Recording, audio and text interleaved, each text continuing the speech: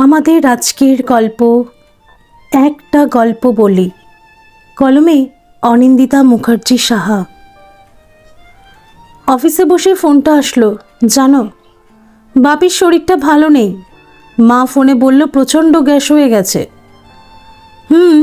দীপঙ্করই ফোনটা করে বলল। ঘড়িতে বেলা 12টা। কাজের জন্য তখন আমার ব্যস্ত মরশুম। এই সময় গলা অবধি কাজের প্রেশারে আমি এমনিতেই গ্যাস অম্বলেই ভুগি। তাই এই গ্যাস অম্বল এগুলোকে আমি রোগের মধ্যে ধরি না। ওটা একটা সাধারণ শারীরিক সমস্যা বলেই মনে হয়। অ্যান্টাসিড বা একটা গ্যাসের ওষুধেই সারানো যায়। যদিও এর বাড়াবাড়ির ফল মারাত্মকই হয়, সেটা বেশ জানি। তাহলে বাপির কি সেরকমই কিছু?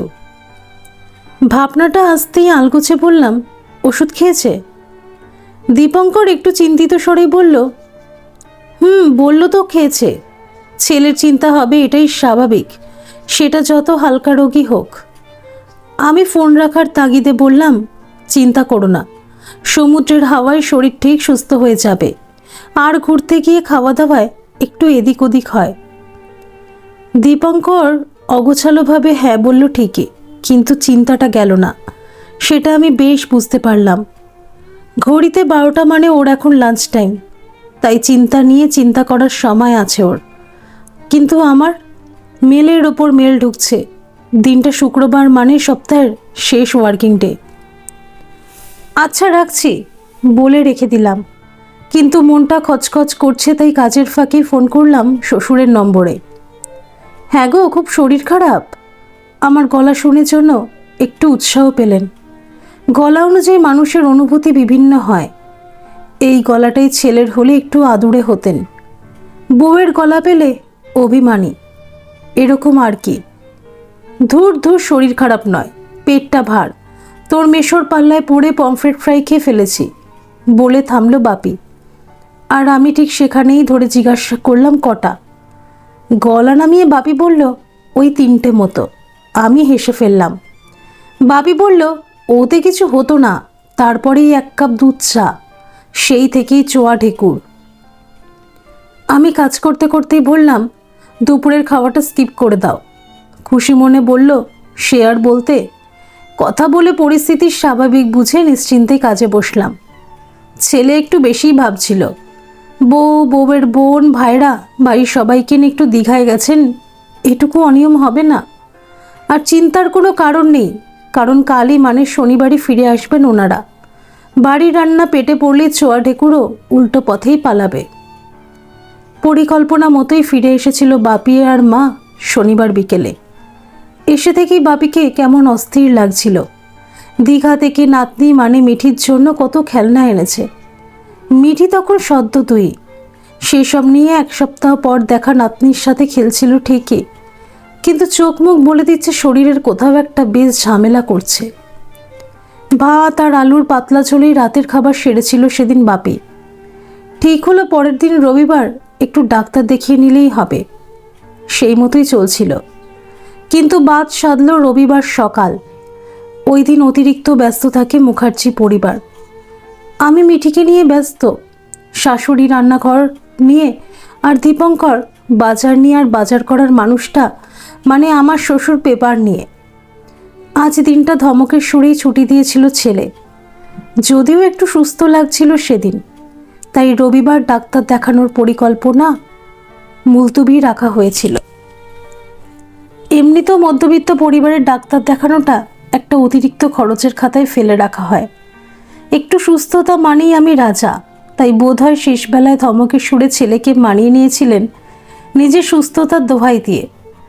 আর বয়সকালীন জেদের সাথে পেরে ওঠা মুশকিল বলে ব্যাপারটা সেই মুহূর্তেই চাপা পড়ে গেছিল। না পড়লেই বোধহয় ভালো হতো। বুঝতে পারলাম দুপুরে একসাথে খেতে বসে অমন খাদ্যরসিক মানুষ ইয়া বড় বড় পাবদা দেখে চোখ নামিয়ে নিয়েছিল, আর বেশ খানিকটা জল ঢেলে নিয়েছিল গরম ভাতে। একটা টুকরো লেবু মেখেও মুখে যেন অরুচির শেষ নেই। বেশ বুঝতে পারছিলাম দুধের সাথে পমফ্রেট ভাজার বেশ গোলযোগ বেঁধেছে পেটে।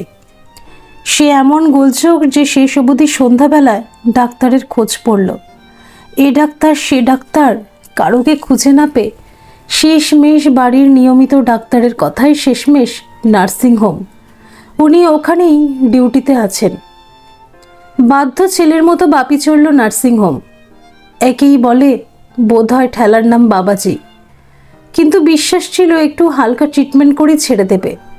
কতক্ষণ আর, ঘন্টা 2-2.5। মা, দীপঙ্কর আর বাপি গাড়ি করে চলল 3 জন। আমি মিঠিকে নিয়ে বাড়িতেই রয়ে গেলাম। ততক্ষণ হিসেব করে নিলাম বাপিকে আজ রাতে রুটি দেওয়া ঠিক হবে না। সবার রুটি আর পনির করে নিলেও মিঠির যে গলা ভাত থাকবে সেটাই বাপিকে দেওয়া হবে। ডাক্তার দেখিয়ে ফিরলেই তো শুরু হবে অনিয়ম। যদি পনির খেতে চায়, ভাবনাটা আসতেই শাশুড়ি মাকে জিজ্ঞেস করলাম। বলে দিল, যা পারিস নিজের মতো কর। বুঝলাম বাপি যত না ভয় পেয়েছে তার দ্বিগুণ মা। তার বরাবরের সুখ ওই ভয় পাওয়াতেই। মিঠির বাচ্চাবেলার কান্না থেকে দীপঙ্করের বাড়ি ফিরতে দেরি, সবেতেই ওনার একটা অনুভূতি ভয়। ওনারা বেরিয়ে যেতেই আমি ঘরের কাছে হাত লাগালাম, কারণ তখন মিঠি ঘুমাচ্ছে। আমার ঘরের বিছানা, বাপিদের ঘরের বিছানা সব পরিষ্কার করে বোতলে জল ভরে রাতের খাবারের আয়োজন করছিলাম। শান্ত ঘরে একা একা কাজ করার আলাদা মজা আছে। কাজ করতে করতে কখন 9টা বেজে গেছিল খেয়াল করিনি। হঠাৎ ফোন দীপঙ্করের। বাবাকে আইসিইউতে দিতে হয়েছে, অবস্থা ভালো না, আমরা হয়তো রাতে ফিরবো না। আতকে উঠলাম আমি। হেঁটে সোজা হয়ে মিঠিকে আদর করে যাওয়া মানুষটার হঠাৎ এমন কি হলো যে সরাসরি আইসিইউ? সেদিনের সেই রাতটা মিঠিকে বুকে নিয়ে একা একা যে কীভাবে কেটেছিল ভাবলে আজও বুক কাঁপে। পরের দিন মিঠিকে আমার মায়ের কাছে দিয়ে সোজা নার্সিংহোম। আমাকে দেখে শাশুড়ি মায়ের আরেক প্রস্থ কান্না। দীপঙ্করের চোখে রাত জাগার চিহ্ন। আমায় বিড়বিড় করে বলল, নিউমোনিয়া। আমি কিছু বুঝতে পারছি না। ছোঁয়া ঠেকুর পেট ভার থাকা মানুষটার হঠাৎ নিউমোনিয়া? না ঠান্ডা লেগেছে, না জ্বর, না হাঁচি কাশি, না শ্বাসকষ্ট। আমি যেতেই কাচের দরজা দিয়ে দেখানো হলো মুখে কত রকম নল লাগিয়ে শুয়ে আছে বাপি। বিশ্বাস করতে পারছি না কালকে সোজা হয়ে হেঁটে যাওয়া লম্বা লোকটা কিভাবে, কেন? একটা সপ্তাহ ওভাবেই বাপিকে রেখে দেওয়া হয়েছে। জিজ্ঞেস করলেই ডাক্তারদের উত্তর, আর 2 দিন তারপরে জেনারেল বেডে দেওয়া হবে। সেই মতোই পরিকল্পনা। দিনটা 2 না হলেও 4 হলেও কথা রেখেছিলেন ওনারা। দিনটা ছিল বুধবার। জেনারেল বেডে দিয়েছে শুনে 5টা নাগাদ অফিস থেকে বেরিয়ে ছুটেছিলাম বাপির কাছে। টানা 10-12 দিন প্রচুর প্রশ্ন মনে ঘোরাঘুরি করছে। ওই দিন রাতে কি এমন ঘটেছিল যে সেই রাতেই সরাসরি আইসিইউ? আমি যখন নার্সিংহোমে পৌঁছালাম ভিজিটিং আওয়ার শুরু হয়ে গেছিল। মা আর দীপঙ্কর তখন ওপরে, অগত্যা নিচে বসে অপেক্ষায় আমি। অত বড় নার্সিংহোম, কত সুন্দর ব্যবস্থা। ইস, বাপি যদি একটু বুদ্ধি করে মেডিক্লেমটা করতো তাহলে আর চিন্তাই থাকতো না। বাপি সরকারি চাকুরে, ধরেই নিয়েছিল চাকরি জীবনের মতো সুখটা সবসময় থাকবে। দীপঙ্কর অবশ্য অনেক সচেতন এই ব্যাপারে, কথাবার্তাও চলেছে খুব শিগগিরই আমাদের পুরো পরিবার মেডিক্লেম আওতায় পড়ে যাব। নাও, যত খুশি অসুস্থ হও এবার, এসবই ভাবছি। হঠাৎই চমকে উঠলাম। যাও দেখে এসো, সামনে দীপঙ্কর। টানা 12 দিন দিন রাত এক করে এখানে পড়ে আছে। রাতে বাড়িতে শুধু ঘুমানোর জন্যই যাচ্ছে মা আর ছেলে। চোখ দুটো দেখে মনে হচ্ছে আর পারছে না, কিন্তু ক্লান্ত চোখে বেশ খুশি আজ। বাবা ভালো আছে গো, কাল সকালেই ছেড়ে দেবে। আবার খটকা, আজ জেনারেল বেড, কালই ছুটি। কিছু বলিনি, কারণ এই কদিন কোনো সন্দেহ মনে এলেই বলতে গেছি, আর তাতে বেশ বিরক্ত হয়েছে দীপঙ্কর। আসলে খুব বুদ্ধিমানরাও সময়ে সময়ে বোকা বনে যায়। আমি ওর কথায় খুশি হয়ে ভিজিটিং কার্ডটা নিয়ে ওপরে গিয়ে থমকালাম। 302 নম্বর বেডের সামনে একটা চেয়ারে বসে আছে বাপি। চোখে মুখে ক্লান্তি, কিন্তু বাড়ি যাওয়ার আনন্দে বেশ খুশি। আমি কাছে গিয়ে জিজ্ঞেস করলাম, ভালো আছো? বাপির মনে আনন্দ, হেসে বলল, খুব। তারপর আমাকে ইশারা করে ডেকে বলল, অনেক কথা আছে, সব বলবো তোকে। কি কি চলে এখানে? রাতে মহোৎসব। এটুকু বলতেই নার্স চিৎকার করে বললেন, মেসোমশাই, বললাম না বেশি কথা বলা যাবে না, যত কথা বাড়ি গিয়ে বলবেন কাল। সন্দেহ আবার দানা বাঁধলো আমার মনে। কিচ্ছু করতে পারবো না, শুধু জানতে ইচ্ছে করছে আমি যা ভাবছিলাম সব সত্যি কিনা। ইশারা করে বাপিকে থামিয়ে দিলাম, কারণ শাশুড়ি মাও তখন গজগজ করতে শুরু করে দিয়েছেন পাশে বসে। আমি আস্তে করে বললাম, কালকেই তো বাড়ি যাব, তখন সব শুনবো। বাপিও বাচ্চাদের মতো মাথা নাড়ালো। ভিজিটিং আওয়াজ শেষ, আমরাও বাড়ির উদ্দেশ্যে রওনা দিলাম। গাড়িতে উঠে সবার কত উচ্ছ্বাস, কত কথা, কাল কি কি আনা হবে, কে কে আসবে বাপিকে নিতে। আমার ওপর দায়িত্ব পড়ল রান্না করার। ঠিক হলো দীপঙ্কর চারা মাছ এনে দেবে, সেটারই পাতলা ঝোল হবে। যদিও ডাক্তার তখনও খাবারের ওপর কি কি নিষেধ জারি করবে জানা নেই। এই কদিনে কত খরচ হলো, এসব আলোচনার মাঝেই অনেকক্ষণ ধরে চলা প্রশ্নটা করেই ফেললাম। ক্যাচ শব্দ করে থেমে গেল গাড়িটা। তাকিয়ে দেখলাম আমাদের বাড়ি এসে গেছে। গাড়ি থামার বিটকেল আওয়াজে আমার প্রশ্নটা কেমন চাপা পড়েই গেল। এই কদিনে কত খরচ হলো প্রশ্নটা সেই মুহূর্তে আমিও এড়িয়ে গেলাম, কারণ পরিস্থিতিটাই এখন এমন যে প্রশ্নটা আরেকবার করার ইচ্ছে হলো না। এখন অনেক কাজ। এই কদিন যাবৎ ঘরের দিকে তাকানোর সময় হয়নি আমাদের কারোরই। আজ বাপিকে দেখে এসে মনটা শান্ত হয়েছে অনেকটা। তাই রাতেই ঘর গোছানোর কাজগুলো সেরে ফেলতে হবে। বিছানার চাদর বদলাতে হবে, পর্দাগুলোও চেস্ট ইনফেকশন, তাই ধুলো থেকে একটু দূরে রাখাই ভালো। মিঠিকে তাই আর মায়ের কাছ থেকে আনিনি সেদিন। ও থাকা মানেই একটা আলাদা নজর। তারপর ধুলো নাড়াচাড়া, সেটা বোধহয় ওর জন্য ঠিক হবে না। সব কাজ সেরে উঠতেই রাত 11টা বেজে গেল। তিনজন একসাথেই খেতে বসেছিলাম অনেক দিন পর।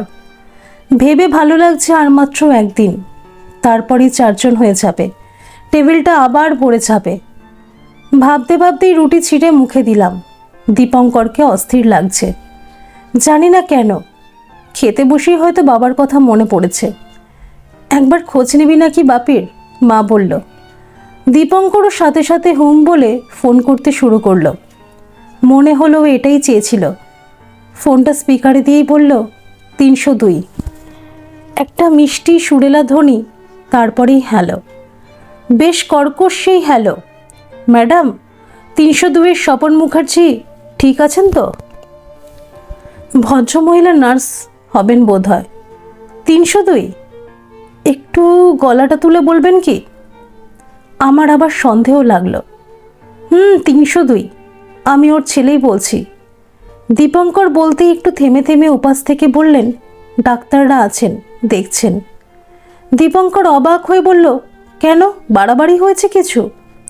মহিলার কণ্ঠস্বরে বেশ সচেতনতা, আর সেটা ধরে রেখেই বললেন, না না, রাতের ওষুধ দিতে গেছে। দেখলাম মা ছেলে দুজনেই বেশ খুশি। ফোনটা রেখে দুজনে একসাথে খাওয়া শুরু করলো। কিন্তু সন্দেহ মন আমার আবার প্রশ্ন তুলল, মহিলার কণ্ঠস্বর এত অস্থির কেন? 302 বলতে গিয়ে উনি 2বার ঢোক কেন গিললেন? মা ছেলের নিশ্চিন্তে রুটি খাওয়া দেখে আমার আর ইচ্ছে করলো না এসব প্রশ্নগুলো ওদের মনে ঢুকিয়ে দিতে। কিন্তু খচখচানি একটা লেগেই আছে। যাই হোক, ভালোই ভালোই ফিরে আসুক কাল। রাতে ঘরে যেতেই দীপঙ্কর আমায় দেখালো নার্সিংহোমের বিল, 4,50,700, 14 দিনের। সাথে এটাও বলল, মায়ের সামনে বলো না, কাল ফিরে এলে বাঁচি। সামনের দিনগুলো একটু কষ্ট হবে জানি, কিন্তু এটুকু চালিয়ে নেব। জড়তা ছিল দীপঙ্করের গলায়। কারণটা আমি বুঝি। আমরা একসাথেই থাকি সবাই, কিন্তু বউ মেয়ে একটা দিক, মা বাবা আরেকটা। এতটা খরচ হলে বউ রাগ করতেই পারে। আর সেই চিন্তাতেই দীপঙ্কর বলেই যাচ্ছে, অনেকটা খরচ হলো, সব ঠিক হয়ে যাবে বাবা ফিরে এলে। আমি চুপ দেখে ওর বলার ভঙ্গিটা আরও প্রকট হয়ে উঠল। আমি বললাম, বাবার জন্যই তো করেছো, এত ভাবছো কেন? কাল ভালো হোক, শুধু এটুকুরই অপেক্ষা করছিল বোধহয় ও। এই সময় বউয়ের থেকে এটুকু সাপোর্ট বোধহয় সব স্বামীরাই আশা করেন। আমার মাথায় যদিও অন্য চিন্তাই ঘুরছে। বাপি বলেছিল বটে, রাতে কি চলে জানিস না, মৎসব। কি চলে ওখানে? ভাবতে ভাবতে কখন যে ঘুমিয়ে পড়লাম জানি না। ঘুম ভাঙল দীপঙ্করের ডাকে, তাড়াতাড়ি ওঠো, আমরা বেরোচ্ছি, বাবার শরীর আবার খুব খারাপ হয়েছে, আবার আইসিইউ।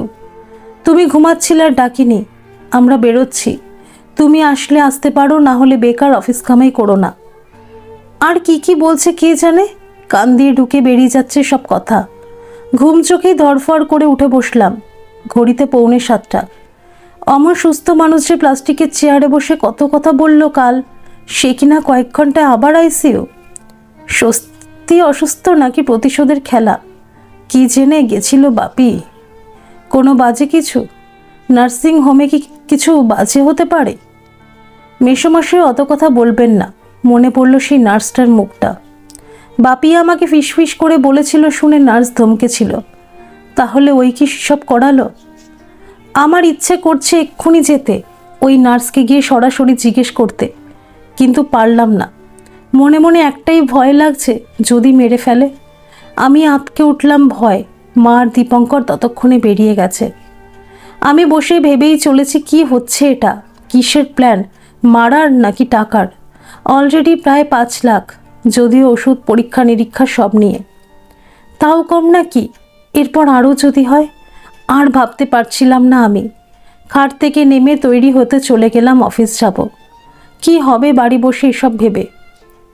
দুপুরের দিকে খবর পেলাম পরের দিন ছুটি হবে বলে আর একটু সুস্থ করতে চেয়েছিলেন ডাক্তার, তাই নতুন একটা ওষুধ দিয়েছিলেন। ওটা নিতে পারেনি বাপির শরীর। পরে অবশ্য জেনেছিলাম স্টেরয়েড ছিল সেটা। আইসিইউতে 5 দিন, আবার 3 দিন জেনারেল বেড, এইভাবেই চলছিল বাপির দিনগুলো। আসলে ডাক্তার বুঝে গেছিল পেশেন্ট পার্টি খুব দুর্বল, বাবার জন্য প্রাণও দিতে পারে। আর মা ছেলের পাশে তৃতীয় কোনো মাথা নেই যারা বোঝাবে যে তোমরা রোজ রোজ ঠকছো আর কষ্ট পাচ্ছ ওই মানুষটা। আমি যেতাম না নার্সিংহোমে। গেলেই কেমন একটা চোরা রাগ জন্মাতো মনে। সহ্য হতো না। খালি মনে হতো আমার সুস্থ পরিবারটা শেষ হয়ে গেল। এভাবেই দিন কাটছিল আমাদের। সকাল সকাল মা ছেলে চলে যেত নার্সিংহোম, আমি অফিস, আর দীপঙ্কর যেদিন অফিস হাজিরা দিতে যেত সেদিন আমি যেতাম মায়ের সাথে। মিঠি দিদুন বাড়িতে দিব্যি সময় কাটাতো, কিন্তু শিশু মন ঘুমের ঘোরে কেঁদে উঠত। দাদু নাতনি এই সম্পর্কের জোর কি কম? এভাবে কেটে গেল আরও 1 সপ্তাহ। 1 সপ্তাহটা শুনতে কম লাগলেও দিনের বিচারে আরও 7 দিন। টাকার বিচার সে তো আকাশ ছুঁয়েছে প্রায়। অবস্থার উন্নতি কতটা সেটা জানতে পারলাম 8 দিনের মাথায়। শুনলাম বাবিকে ভেন্টিলেশনে দেওয়া হলো। বুকের ইনফেকশন ক্রমশ দেহময় ছড়িয়েছে। খুব কেঁদেছিলাম সেদিন। দীপঙ্কর আর মা অসহায় দুজন মানুষ। ডাক্তার যা বলছে শুনছে, সাধ্য মতো করছে।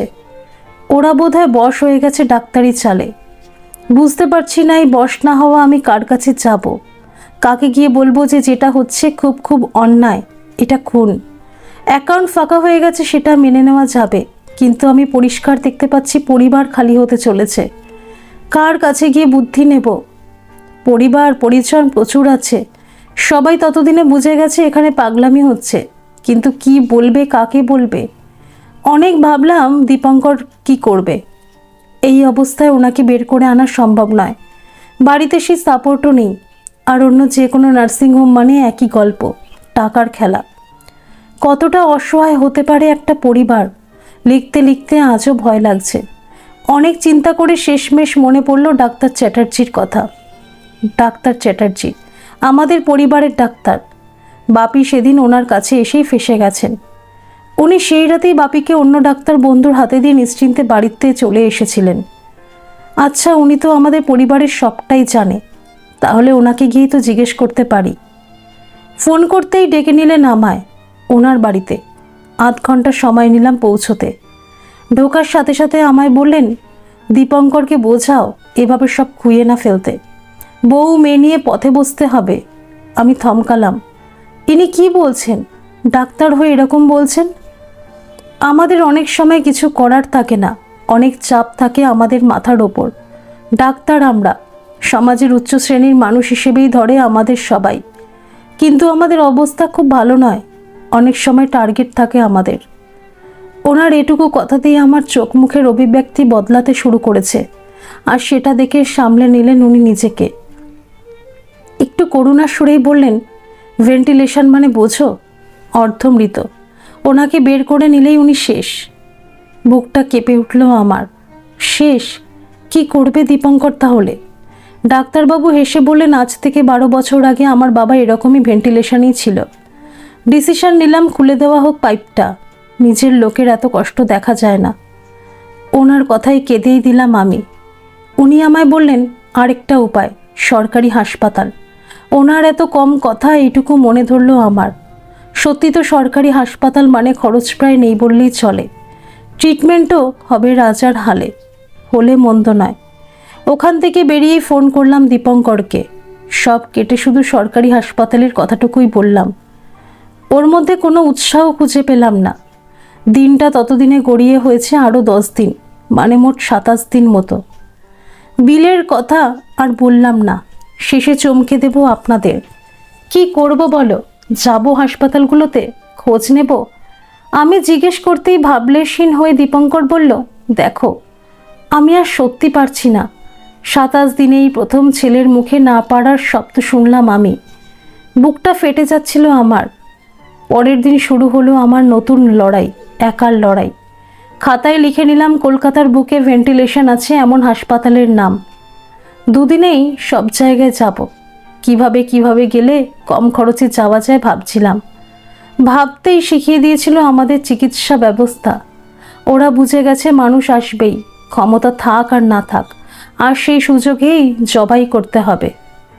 মাসের মায়না আসবে আর শেষ হবে। লোকজন পরিজন একবার দুবার ভালোবাসবে, পাশে দাঁড়াবে, কিন্তু বারবার নয়। কিন্তু যখনই সরকারি হাসপাতালের কথা মনে পড়েছিল, বারবার মনে হচ্ছে এবার ভালো হবে সব। হাসপাতালে একটা ঢুকিয়ে দেব, ব্যাস, দারুণ ট্রিটমেন্ট হবে, বাপি চলে আসবে কয়েকদিনে। সেই রাতটা একরকম আশায় কেটে গেল আমার। পরের দিন বাপির কেস হিস্ট্রির ফাইল নিয়ে শুরু হলো আমার একার যাত্রা। বিশ্বাস করুন, সব হাসপাতালে গেছি, ছোট বড় সব। একটাই কথা, আইসিইউ ফাঁকা নেই, নাম্বার দিয়ে যান, হলে জানাবো। আমাকে দেখে কারোর হয়তো খারাপ লেগেছিল। নিজে থেকে এসে বললে এভাবে সরকারি জায়গায় জায়গা পাওয়া যায় না, মুখ্যমন্ত্রীর চিঠি আনুন, কাজ হবে। আরেকটা দিন বুঝলেন, কাল সবটা বলবো। আর লিখতে পারছি না, চোখ ঝাপসা হচ্ছে। দিনগুলো ভয়ানক ছিল। অনেক দিন পর মনে পড়েছে সেসব। আর শেষটা এত বড় আর ভয়ঙ্কর। এত তাড়াতাড়ি শেষ করে দিলে অনুভূতিগুলো বুঝবেন না আপনারা। টানা 2 দিন কলকাতার হেন হাসপাতাল নিয়ে যে আমি ঘুরিনি। তাই ভদ্রলোক যখন মুখ্যমন্ত্রীর কথা বললেন, বেজায় চমকালাম। এ আবার কি কথা? সামান্য হাসপাতালে রোগীকে ভর্তি করব, আর তার জন্য মুখ্যমন্ত্রী? আমি অবিশ্বাস চোখে দেখেছি। দেখে লোকটা বোধহয় সুযোগ পেয়ে গেল। একটু কাছে এগিয়ে এসে বলল, খুব তাড়া আছে কি? আমি যেন আশার আলো দেখলাম। মাথা নাড়িয়ে হ্যাঁ বলতেই আমাকে একটা জায়গায় নিয়ে গেল। দেখালো কত পেশেন্ট ওখানে মাটিতে শুয়ে আছে। আমি অবাক হয়ে তাকাতেই বলল, এত লাইন, সব পরপর ছাড়বো। একজন মোড়ে ফাঁকা হলে অন্যজন চান্স পাবে, যে আগে এসেছে সে। আমি অবাক হয়ে দেখছি মানুষগুলোকে। এক একজন এমনভাবে দুঃখছে যেন প্রাণটা এখানেই বেরিয়ে যাবে। কি এনে রাখবেন নাকি বাবাকে লাইনে? একদিনের মধ্যে হয়ে যাবে ব্যবস্থা। ওনার কথায় অবাক হয়ে আমি বললাম, এখানে? এভাবে উনি ভেন্টিলেশন না পেলে 1 ঘন্টাও বাঁচবেন না।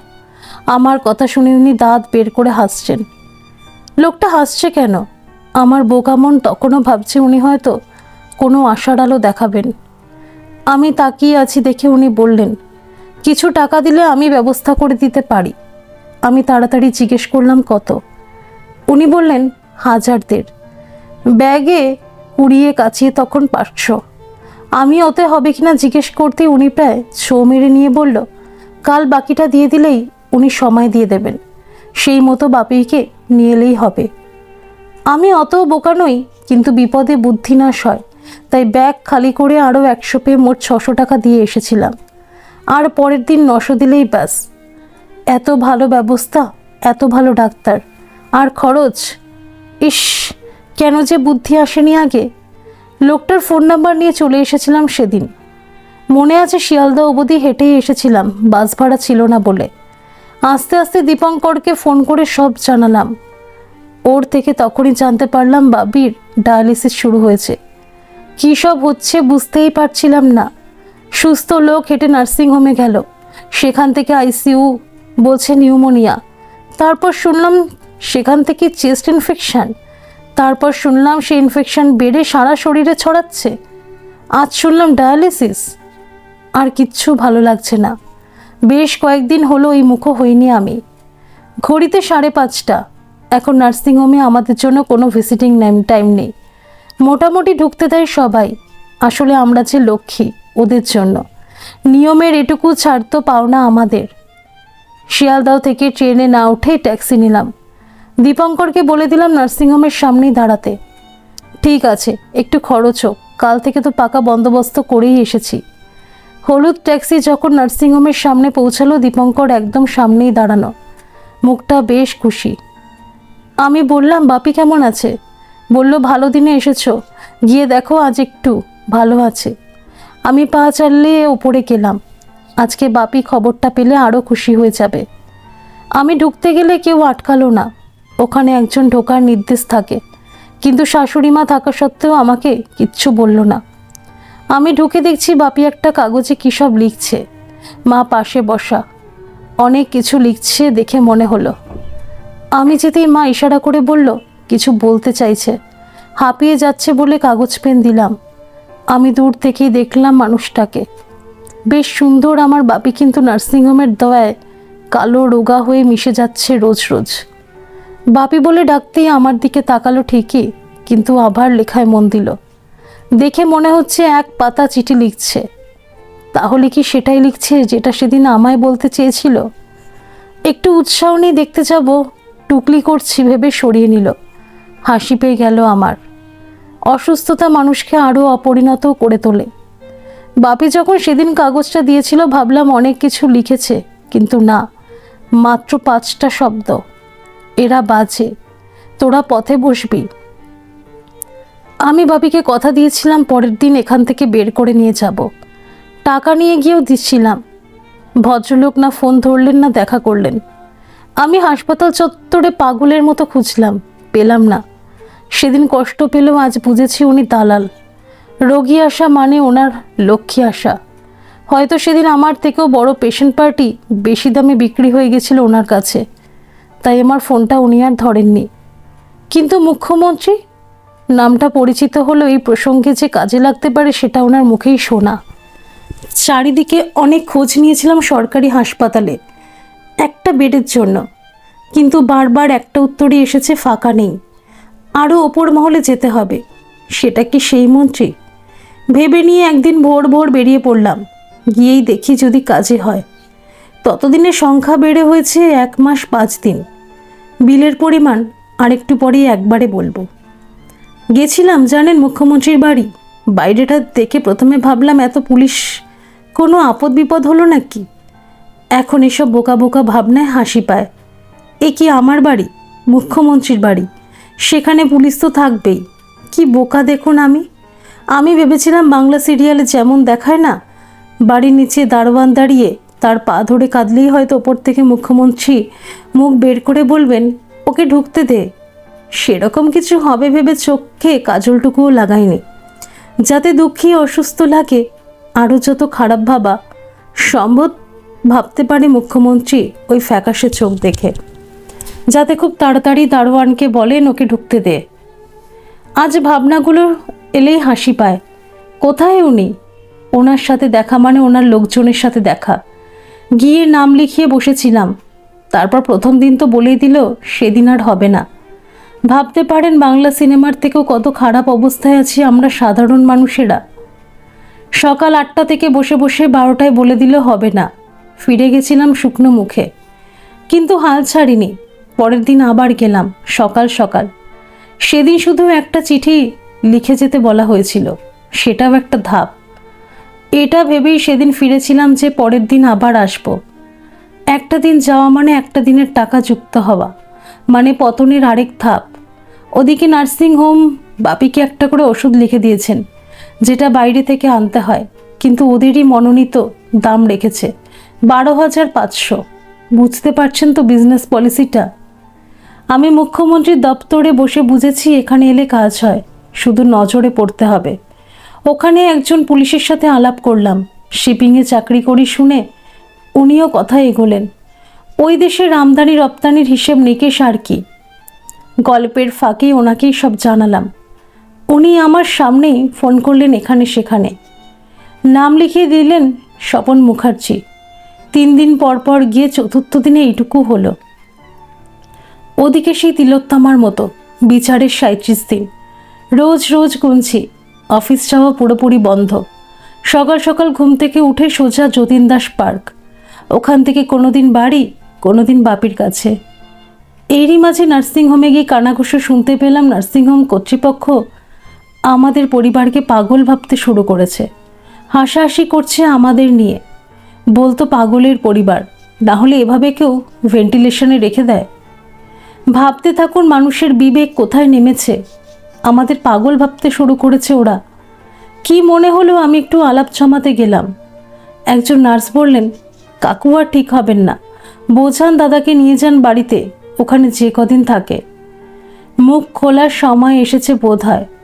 বললাম, যা অবস্থা করে দিয়েছেন আপনারা, বাড়ি নিয়ে গিয়ে খুনের দায় ফাঁসবো নাকি? এই সেটআপ বাড়িতে কোথায় থাক, তার থেকে আপনারা একটু ভালোই থাকুন। ইচ্ছে ছিল জিজ্ঞেস করি সেই রাতে স্টেরয়েডটা ঠিক কতটা দিয়েছিলেন বলুন তো, যে বাড়ি তো ছেড়ে দিন, জেনারেল বেডেই দিতে পারছেন না। টাকা লাগলে বলতেন, স্বামী স্ত্রী শ্বশুর মিলে জমানো যা ছিল এমনি দিয়ে দিতাম। শুধু একজন মানুষকে এভাবে শেষ করে দিলেন। কথাগুলো বলছি ঠিকই, কিন্তু এগুলো বোধহয় আজকের কথা আমার। তিলোত্তমা দেখিয়ে দিয়েছে আসলে কি কি হতে পারে, তাই বোধহয় প্রশ্নগুলো এভাবেই মনে আসছে বারবার। রাতে মোৎসব চলে বলেছিল বটে বাপি, সেদিন বুঝিনি মহোৎসবের মানে কি। তিলোত্তমা দেখালো রাতের মহোৎসবের আসলে কি। তিলোত্তমার পতন দেখিয়ে দিল নার্সিংহোম হাসপাতালগুলোতে কী পরিমাণে দুর্নীতি চলে। বাপি জেনে গেছিল তার কিছুটা, হয়তো তার জন্য মেরে ফেলা হয়েছে সেটা হয়তো পুরোপুরি নয়, তবে বুঝে গেছিল এদের ক্ষমতা যাই থাকুক, মন জুড়ে ভালোবাসা আছে ছেলের বাবার প্রতি, স্ত্রীর স্বামীর প্রতি, তিনজনের প্রতি। নাও জবাই করো এদের। ফোনটা এসেছিল 42 দিনের মাথায়। উফ, ওই যে এটাও তিলোত্তমাই শিখিয়েছে, বিচার না পাওয়া অবধি গুনতে থাকো। বাপির নার্সিংহোমের 42 দিন। সকালে উঠে ট্রেনে বসে মেল চেক করছি।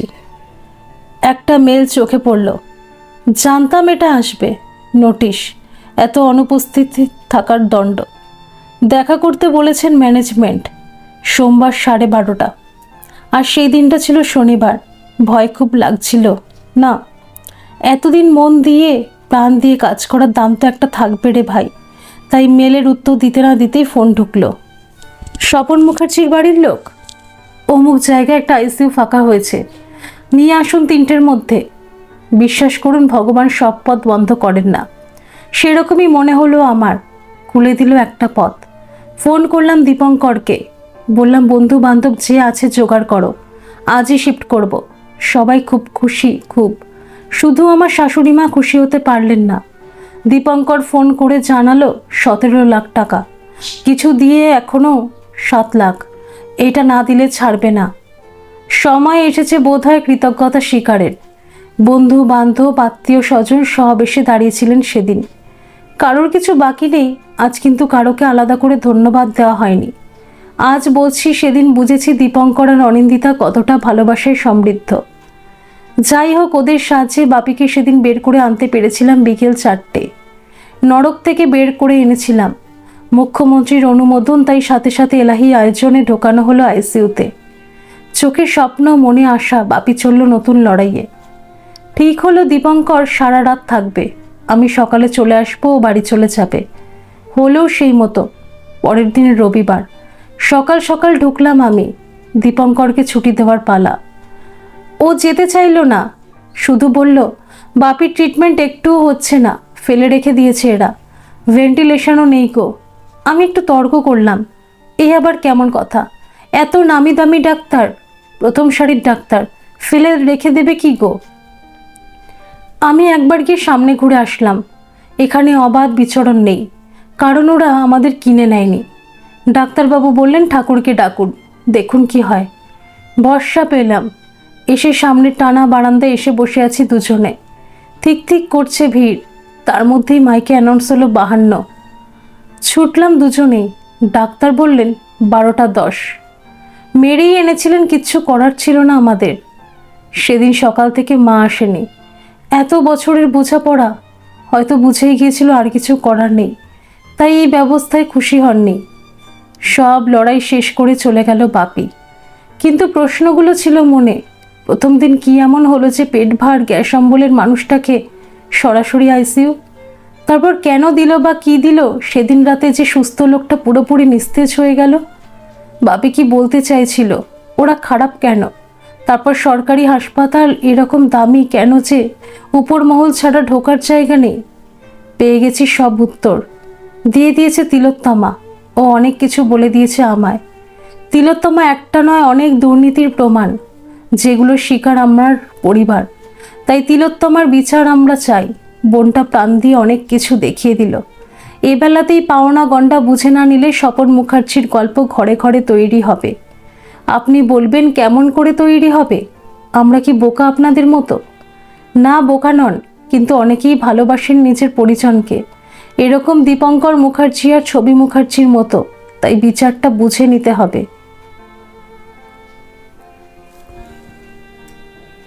ধন্যবাদ সকল বন্ধুরা।